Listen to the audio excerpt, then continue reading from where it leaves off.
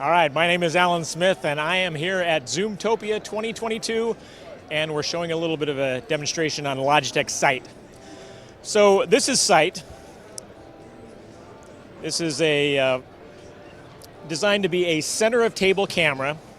And so the problem we're trying to solve with Sight is if you've got people on the far end and they're looking into the room and they see this long table, and it's hard to see all the people sitting along the table, especially when you've only got a front of room camera.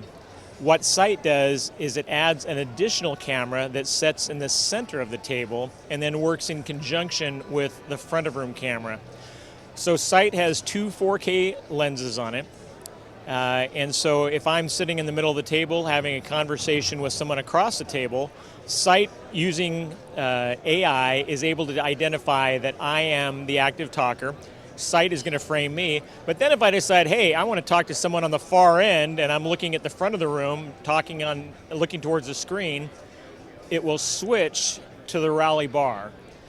And then so regardless of which way I'm looking when I'm talking, I'm going to get, the camera is going to be able to give me a great view of the active talkers. So the people who are on the far end, they feel more involved. They feel like they're more part of the meeting, and it's just more productive and just a better camera experience.